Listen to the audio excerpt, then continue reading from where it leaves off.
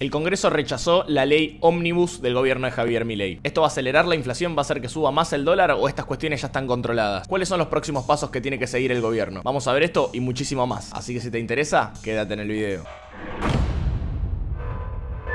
Bien, acá estamos con Martín, como siempre hacemos cuando hay novedades o este tipo de cambios en la política económica y en la política también. Martín siempre trayéndonos la última información y también analizando un poco qué es lo que puede pasar en el mercado, que a nosotros como inversores es lo que más nos interesa. ¿Cómo estás, Martín? ¿Cómo va, Agus? ¿Cómo le va, jóvenes inversores? Y sí, vieron que el Merval, los ADR, las acciones argentinas, que hasta los galpones venían volando, los bonos también, no corregía nunca y finalmente tuvimos en los últimos días la primera corrección relativamente considerable de la etapa Milei. Tenemos que ver por qué y, bueno, para saber qué puede pasar en el futuro, ¿no? Perfecto, totalmente. Así que vamos a ver un poquito qué es lo que sucedió para tenerlo bien en claro y cuáles son los pasos a seguir también para el gobierno para poder continuar con su política de gobierno, para poder arrancar con el famoso plan económico que, por lo que venimos hablando acá en los videos con Martín, es un plan económico que aún no arrancó, no se sabe qué es lo que va a pasar. Así que bueno, ¿te parece, Martín? ¿Empezamos? Dale, vamos. Vamos. Les voy a contar esto desde dos puntos de vista y después los vamos a unir los dos. Empezamos con el primero. Lo que vos decías, Agus, todavía no conocemos el plan.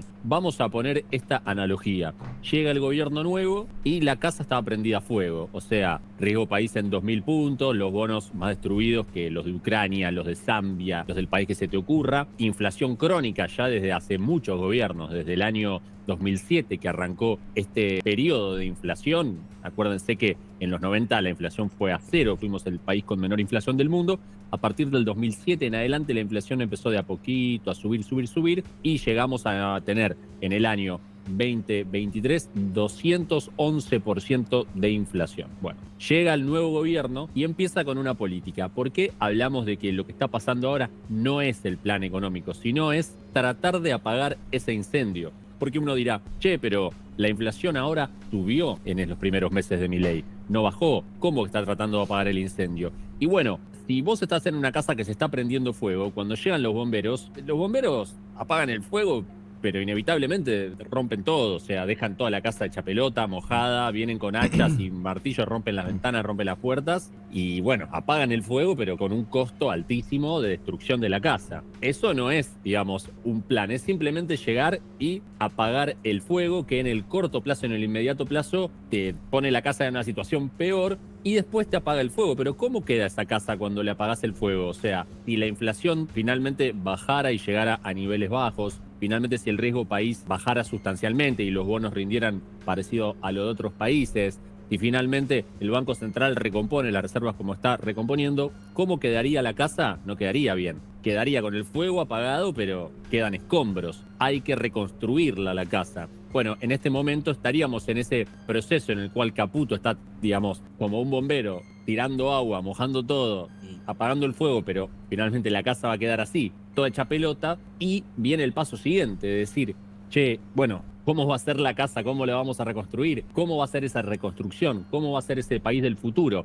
Y ahí es donde en el Congreso se está discutiendo. Realmente la semana pasada, bueno, la discusión se cortó de manera abrupta y se cayó la ley, la retiró el gobierno. Se está discutiendo, no, yo quiero que la casa sea de una manera, yo quiero que la casa sea de otra. Entonces, este cuento bien simple nos muestra que lo que estamos viviendo ahora no es el plan definitivo de tener una casa como alguna de las que vemos acá o que puede pensar otro partido como vemos acá, sino es apagar el fuego que en el corto plazo destruye la casa más, pero finalmente la deja apagada y en escombros. Entonces, esto veámoslo ya desde un punto de vista más económico, más financiero y que tiene más que ver con la realidad y no solo una metáfora. En este momento, el salario real de los trabajadores privados está en el nivel más bajo desde la crisis del 2001 y falta agregarle a este gráfico de 1816 enero y febrero, con subas de salarios que fueron mucho más bajas que la inflación y siguen siendo más bajas que la inflación, inclusive en algunos casos ni siquiera ningún aumento de salario con fuerte inflación. O sea, el salario quedaría en el momento más destruido de lo que nos podamos recordar y por eso tejemos esta analogía con la casa que queda destruida. Tal vez, aunque Caputo baje la inflación, con el apretón monetario, aunque logren cerrar la brecha, aunque logren recomponer los bonos y demás, este salario y esta realidad social con 50 de pobreza y demás, no va a rebotar simplemente por apagar el fuego de la casa. Ahí es donde vos necesitas que haya un shock de inversión de los propios argentinos, de las empresas chicas, de las personas que tienen un ahorro, de las empresas multinacionales que quieran invertir en Argentina, entonces demanden nuevamente trabajo y se empiece a reconstruir finalmente la economía. Y ahí es donde jugaba la ley Ómnibus, porque esa ley lo que buscaba era desregular las industrias para que sea conveniente, haya un incentivo para invertir, por ejemplo, en telecomunicación, en autos, en cualquier sector que se te ocurra. Si quitan trabas, si generan incentivos para que sea más fácil y más barato invertir, podrían venir nuevos capitales y entonces empezar a contratar personas, y ahí pasaríamos de tener una casa en escombros a construir una casa nueva. El problema es si no hay ley, e inclusive al gobierno le va bien apagando el incendio, nos quedamos así, con la casa toda rota en escombros, con el salario así tan bajo, y no va a venir ninguna inversión, no hay un nuevo marco normativo. Por ejemplo, la parte de empleo, ¿no? La parte de empleo de la ley hacía mucho más barato contratar. Bueno, si sigue siendo igual de difícil y caro contratar, no va a haber un shock de nuevas contrataciones de trabajadores y sigue cayendo el salario, ¿no? Por baja demanda de trabajadores. Entonces, a priori, que la ley no salga y no se impulse ninguna ley nueva, en el corto plazo, todo lo que estamos viendo del proceso de cortar la inflación, el proceso de cerrar la brecha cambiaria, eso que es apagar el incendio, sigue su curso, no se ve afectado. Es probable que la inflación empiece a bajar, hizo 25%, luego a 20%, luego a 15%, 10%, y vayamos a un dígito y así apaguemos finalmente el incendio. El tema es cómo vamos a reconstruir desde las cenizas, desde los escombros, algo nuevo. Exactamente, y ahí, Tincho, quería destacarte un punto importante. El otro día, viendo al vocero presidencial en esa suerte de conferencia que hace con diferentes periodistas, le preguntaban, ¿no?, cómo impactaban el gobierno, cuáles eran los pasos que iban a seguir, y decían que era parte de lo que ellos pensaban, era parte de lo que estaba previsto, que se rechace la ley, pero que no cambiaba nada de lo que venían haciendo. Es un poco esto que vos venís hablando, o sea, el fuego no lo están dejando de apagar. El problema es que no lo están dejando de apagar, las cosas siguen funcionando, reservas se siguen ensanchando, el riesgo país se puede llegar a bajar, o sea, el fuego se está apagando, pero no estamos viendo una reacción positiva en el mercado. Porque sabemos que, bueno, el mercado siempre se mueve por expectativas, se mueve por lo que pasa a futuro. ¿Ves que hay una relación entre esto que no se puede aplicar un plan económico porque la ley no está o porque no están dadas las condiciones, con la expectativa del mercado, y por eso hay una caída en el mercado? Sí, viste que al principio les dije que íbamos a verlo esto de dos maneras y lo vamos a unir. Ahora lo vamos de una manera totalmente financiera. Acá tenemos los bonos de Argentina y los bonos de Estados Unidos, para que nos demos una idea. Un bono de Estados Unidos, ponele a 10 años, paga una tasa del 4% por año. O sea, si yo me compro un bono de Estados Unidos y lo mantengo 10 años, voy a haber ganado, al final de cuentas, 4% cada año. Los bonos de Argentina, fíjate que rinden 38%, 24%, 22%, muchísimo más por año, pero varias veces más que un bono de Estados Unidos. ¿Por qué? Fácil, el que no arriesga no gana. Si el bono es más arriesgado, te paga más. Y perdón, Tincho, que te corte, como para ponerlo sobre números y que quizás alguien que no está tan metido en el mercado tenga una noción. Warren Buffett, uno de los mejores inversores de la historia, tiene un promedio de rendimiento por debajo, pero promedio del 20%. Creo que hasta el que menos rinde más. Claro, o sea, ¿por qué rinde tanto un bono de Argentina, no? Rinde tanto porque Argentina no tiene dólares para pagarlo. Entonces vos estás jugando una apuesta de riesgo mortal, prestándole a Argentina, porque vos sabés que Argentina hoy no tiene dólares para pagarte. Entonces, la apuesta de riesgo es ver si Argentina logra conseguir los dólares para pagarte. En cambio, en Estados Unidos, como Estados Unidos crea los dólares, no tiene ningún problema, te va a pagar sí o sí, porque no va a defaultear tu bono, tu propio bono en su propia moneda. Bien, acá vemos que esto es el riesgo país. ¿Qué es el riesgo país? Es el riesgo que tiene un país encima del riesgo de Estados Unidos. La diferencia entre el riesgo yanqui, en torno al 4 o 5% anual, y el riesgo argentino, en torno al 20-30% anual, esa diferencia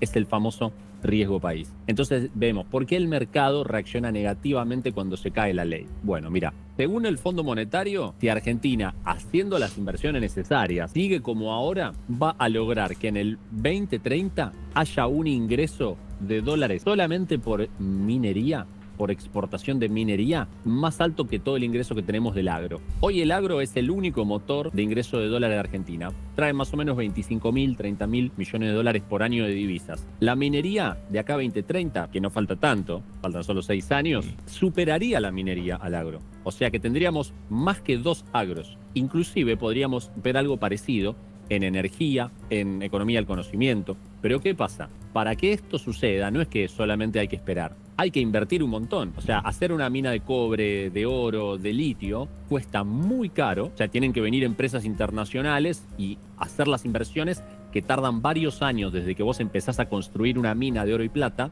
Pasan varios años hasta que empezás a vender el oro y la plata. Ponele que 4 años te pasás construyendo la mina. Entonces, Argentina, volviendo al caso de los bonos, yo puedo comprar un bono a Argentina y ganar el 30% anual, que es un montón. Podría, si Argentina consigue los dólares para pagar, que hoy no tiene. ¿Y cómo hace Argentina para conseguir los dólares para pagar? Y, por ejemplo, acá con la minería lo podría conseguir. Bueno, y lo va a conseguir si viene alguien y hace una inversión de largo plazo gigante en construir minas en Argentina para sacar los minerales. Y alguien va a venir y va a hacer la inversión esa a largo plazo. Y si no están dadas las condiciones, no. No digo que tiene que ser específicamente con la ley Omnibus, pero si no hay una política que incentive, que beneficie, que cree las condiciones necesarias que hoy no hay para que vengan esos capitales e inviertan, Argentina va a tener los dólares de los bonos y más. O sea, Argentina podría tener 4 veces más dólares de lo que tiene ahora y podría pagar tranquilamente los bonos, porque Argentina tiene una deuda sobre PBI baja. Si vos comparás todos los países del mundo, la mayoría de los países, y especialmente los países grandes, tienen una cantidad de deuda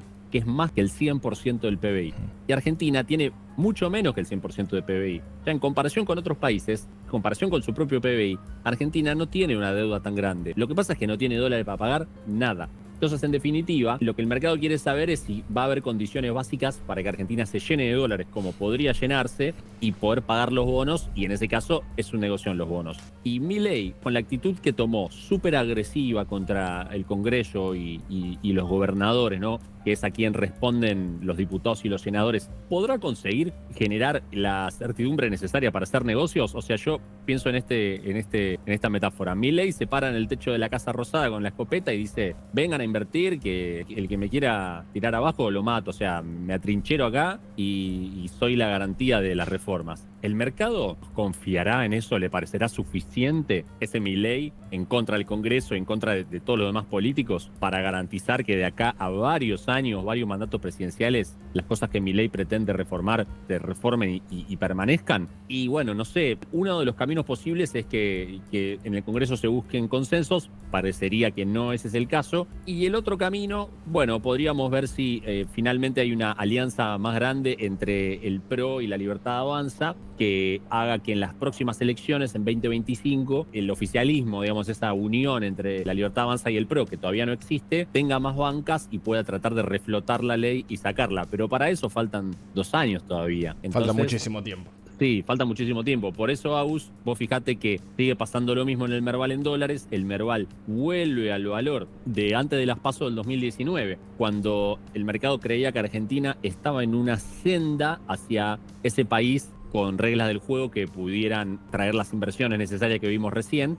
Y cuando se vio el resultado de las PASO, el mercado dijo: no, Argentina vuelve al modelo anterior, ¿no?, del gobierno de Cristina y demás. Entonces se vino abajo. Y ahora el Merval está de nuevo ahí, en los mismos niveles. Estamos hablando de más o menos 1.050 dólares, diciendo: bueno, Argentina vuelve a ser el país que puede llegar a ser, digamos, con la certidumbre para la regla del juego, que atraiga los capitales para invertir, o no. A juzgar por lo que dice el Merval todavía no puso un pie del otro lado y dijo: sí, Argentina va a lograr tener los dólares y va a lograr pagar sus deudas y muchas otras cosas. Todavía no dio el veredicto.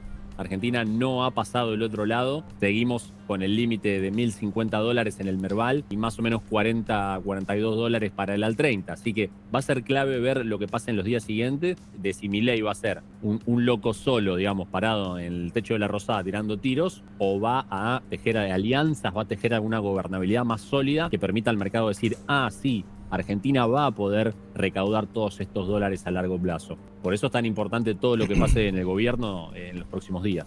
Tal cual, Tincho. Y viendo un poco el gráfico que mostrabas antes, siempre me gusta destacar el análisis técnico porque me parece algo increíble. Que, como bien vos decías, el Merval no pasa del otro lado. Se queda todavía del lado por debajo de la resistencia, debajo de los 1060 puntos, 1060 dólares. Pero me parece increíble que, a pesar de que no haya salido y a pesar de que no haya pasado para el otro lado, tampoco perfora la tendencia alcista. Sigue en tendencia alcista. Fíjate que el promedio móvil que tenés ahí bien trazado, imagino que debe ser alguna media móvil de 20, 21, 25 periodos, sigue por encima de la tendencia alcista, no rompe el mínimo anterior, o sea, sigue en una tendencia alcista, pero te marca un doble techo. Es como que te dice, de acá no vas a pasar porque todavía no confío en que se pueda hacer, pero tampoco no desconfío y no creo que no se pueda hacer. Creo que el gráfico nos está diciendo un poco eso, ¿no? Y a esperar a ver qué pasa las próximas semanas. Estamos en un gráfico semanal, cada vela es una semana, así que tranquilamente esto puede seguir 2 meses más o un mes más. Vamos a ver cuánto tiempo va hasta ver qué hace Milei, ¿no? Si se sube con la escopeta o si empieza a tejer esas alianzas como bien vos decías. Sí, Saúl.